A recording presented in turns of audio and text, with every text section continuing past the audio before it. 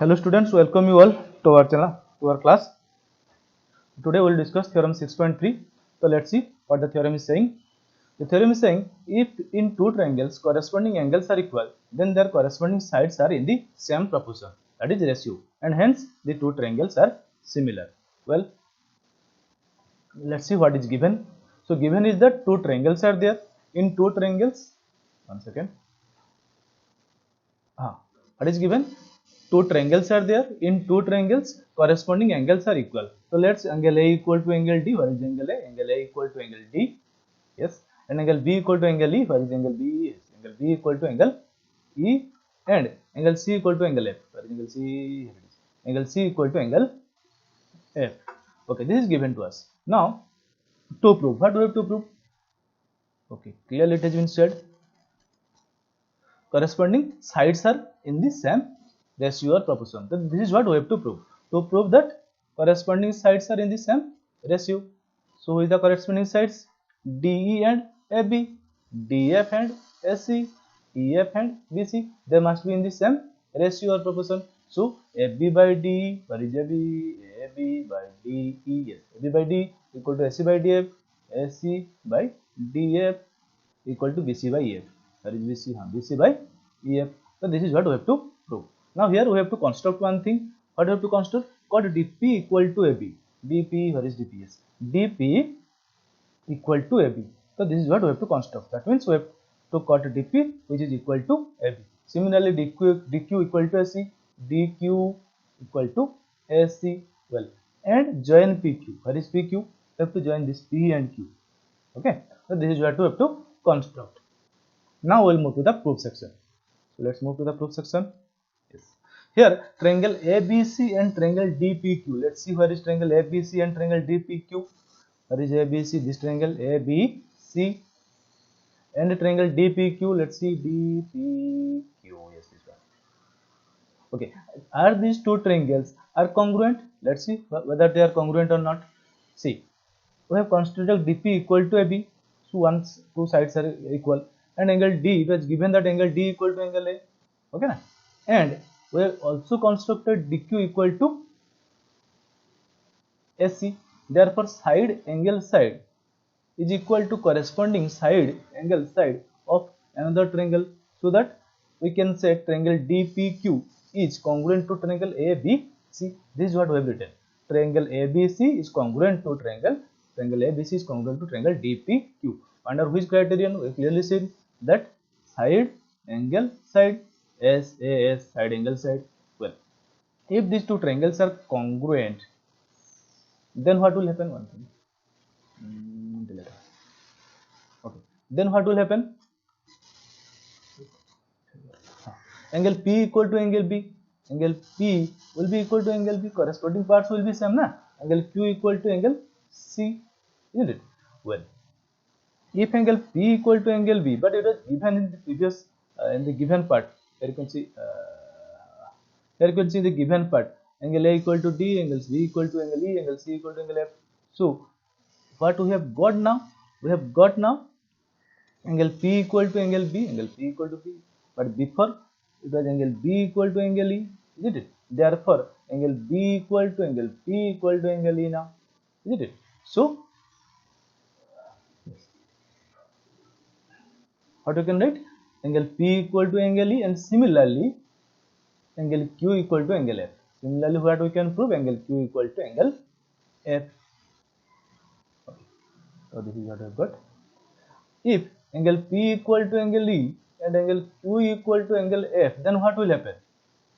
PQ must be parallel to EF. Why? Because the corresponding angles are, because these two angles are corresponding. These two angles are corresponding angles.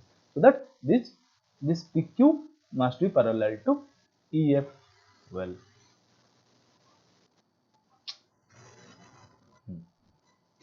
if PQ parallel EF, then we have studied in the theorem 6.1 that if a line is drawn parallel to one side of a triangle to intersect the other two sides in distinct points, the other two sides are divided in the same ratio. That we had already discussed in theorem 6.1. So according to theorem 6.1, what will happen?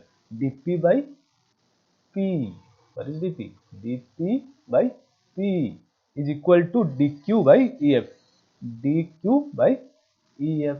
Okay, now we'll move to further. dp by p equal to dq by ef. Again, now what we will do, we'll reverse the positions now. That means we'll put the denominator to numerator and numerator to denominator. But the same thing we'll do in the RHS also.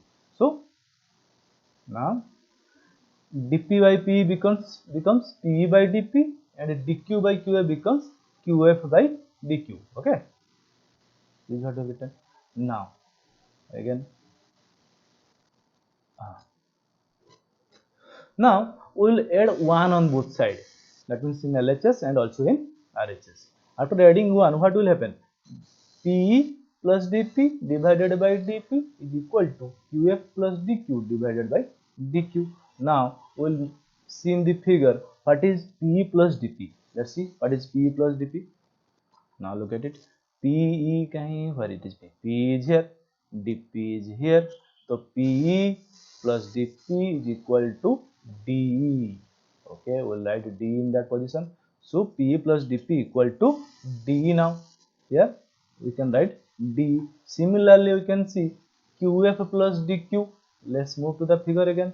qf plus dq, qf, yes. qf plus dq equal to what? df. Yes, df. So yes. Now qf plus dq, qf plus dq equal divided by dq. Now again is equal to df by dq. Achha. Now d is there, dp is equal to ab. dp equal to ab. Where is dp? dp is equal to ab. We have constructed this thing, and dq equal to sc. We have also constructed this one. So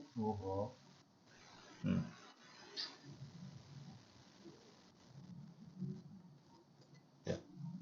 So de by dp, instead of de by dp, we can write d by, in place of dp we can write ab, and because dp equal to ab, it is constructed by us. And similarly df by dq will be equal to df, numerator is as it is, and sc. Instead of dq we can write sc, because dq was equal to sc. We have constructed it. Well, now again we will reverse the position of numerator and denominators. So now we will write ab by d, d by ab will become ab by d, and df by sc will become sc by df. So this is what to prove was there. Let's move to to prove section. To prove ab by d equal to sc by df equal to bc by f. So we have already got this much section. ab by d is equal to sc by df. So this much we have got, ab by d equal to sc by df. Similarly, we can also prove that ab by d equal to bc by ef. If we have proved this much section we have already proved. Similarly, in the same way also we can prove this section also, isn't it? So therefore we don't need to prove the other part also. We can write similarly we can prove. So similarly we can prove that ab by d equal to bc by f. Hence therefore ab by d will be equal to sc by df will be equal to bc by e. Hopefully you have understood this theorem. If there is any problem, you can comment me, and also you can rewatch the video. Otherwise you can comment me, sir, there is some problem in this part, or I have not understood, then I can make separate video, and also I can make comment for you. Thank you.